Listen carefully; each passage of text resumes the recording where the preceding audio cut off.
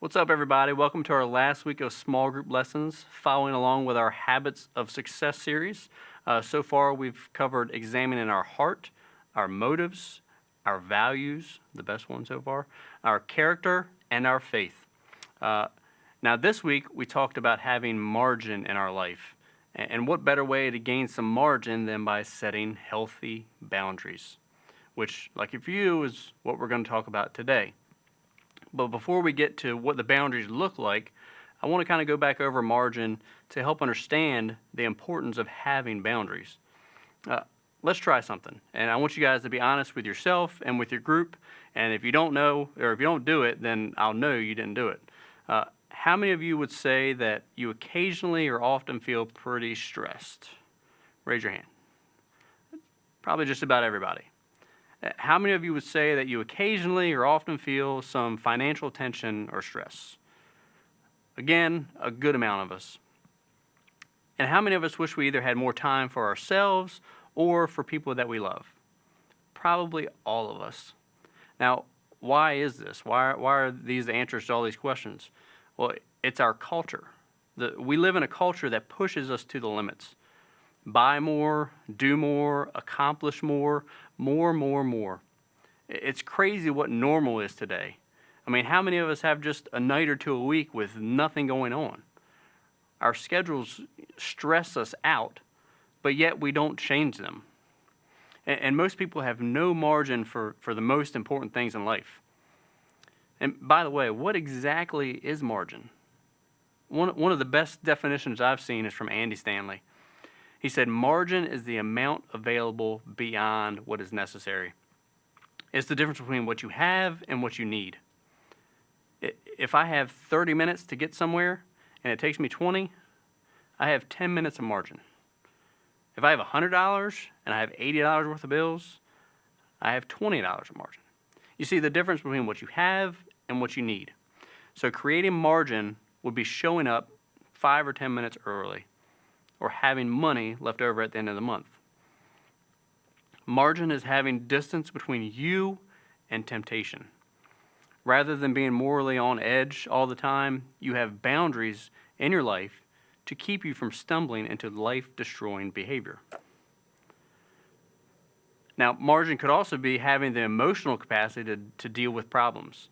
So when your kid comes up to you at the end of the day and drops a bomb on you, you don't just explode because you're overwhelmed emotionally. Now, even those of us that may have margin in some areas still have to work in other areas. And I've heard Pastor B say this multiple times before, but it's worth repeating. If Satan cannot make us really, really bad, he will try to make us really, really busy.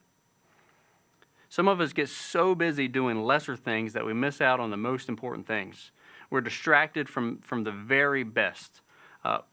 From time to time, when I'm home with my girls, I tend to open up my Surface here, and I'll write some emails, I'll do some research for a message, I'll check out ESPN or Netflix, super important things.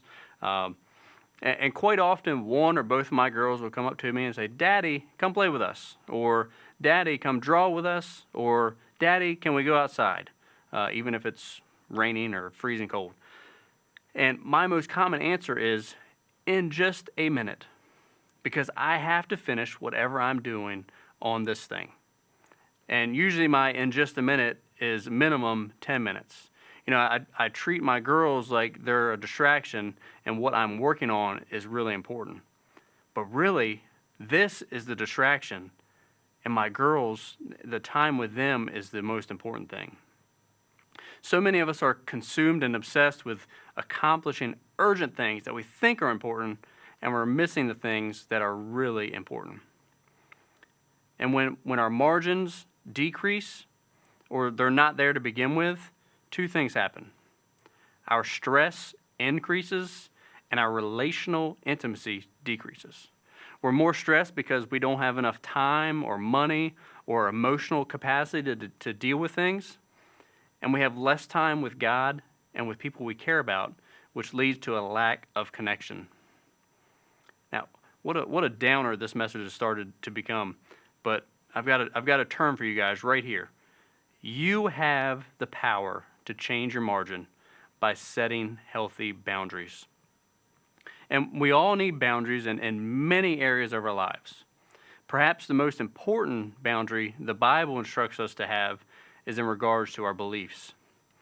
God has clearly instructed us to believe certain things that He has told us that are true. We must place a boundary in our hearts around these sacred truths that are given to us in the Bible. 1 John 4:1 says, "My dear friends, don't believe everything you hear. Carefully weigh and examine what people tell you. Not everyone who talks about God comes from God.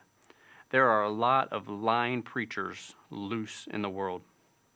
Here we have a clear boundary that we should never cross. Any belief that does not recognize Jesus Christ as Lord, fully God, and fully man should be rejected. So our boundary in the area of belief is Jesus is the truth. Now, the Bible also instructs us to be careful how we think. To think lustfully about someone is sinful. To cuss someone out in your mind is evil in the eyes of God, even if they don't know how to drive. Romans 8:5-6 says, "For those who live according to the flesh set their minds on things of the flesh, but those who live according to the Spirit set their minds on the things of the Spirit.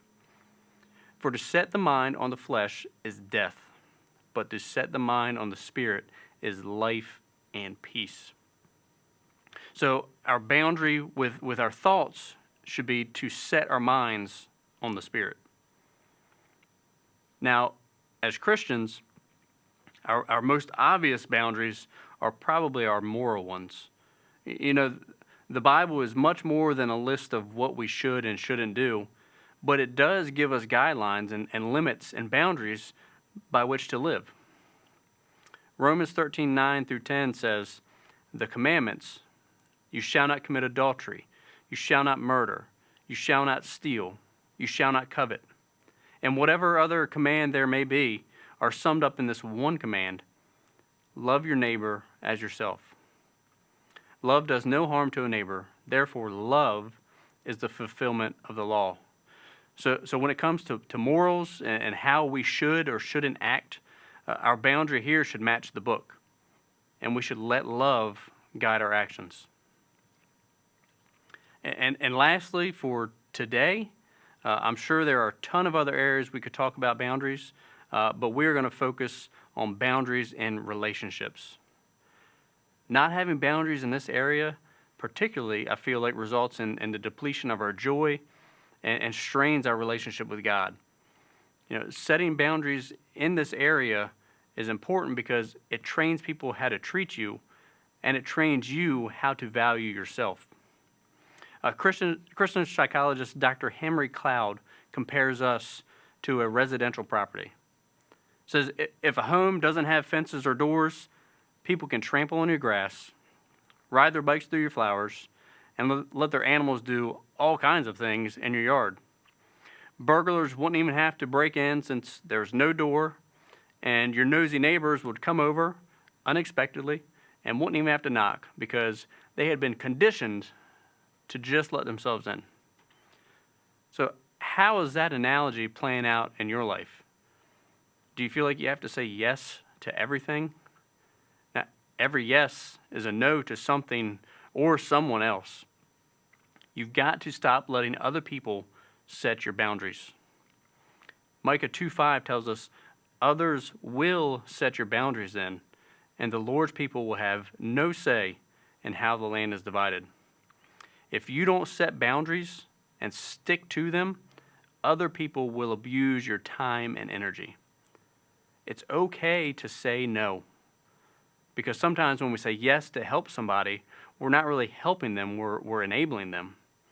So just ask yourself when somebody asks for help, is this something that they can't do themselves, or is it something that they don't want to do? And the best boundary to set in this area is to set a schedule. Job 14:5 says, "Our time is limited. You have given us only so many months to live, and have set limits we cannot go beyond." Time is our most precious resource, and a lot of us don't even keep track of it. So start your schedule with a clean slate. And then give God first dibs to your schedule. Put Him first. Then schedule family and personal time. Schedule your non-negotiables. Schedule work, just so you know what's on the schedule. And don't fill in the margins. Look, your schedule can be fluid. You can move things around when you need to, but don't let unimportant things disrupt your schedule. Look, setting boundaries with people is not mean. It's having self-respect. You cannot effectively love if you don't sustain mental, emotional, and spiritual health. And be prepared that some people will not adapt to your new boundaries, which is fine. If someone leaves you because of your boundaries, then that was probably not a healthy relationship in the first place, and you most likely knew it. I hope you all have experienced some real change throughout this series, and I hope that change continues with today's discussion. I'll see you guys later.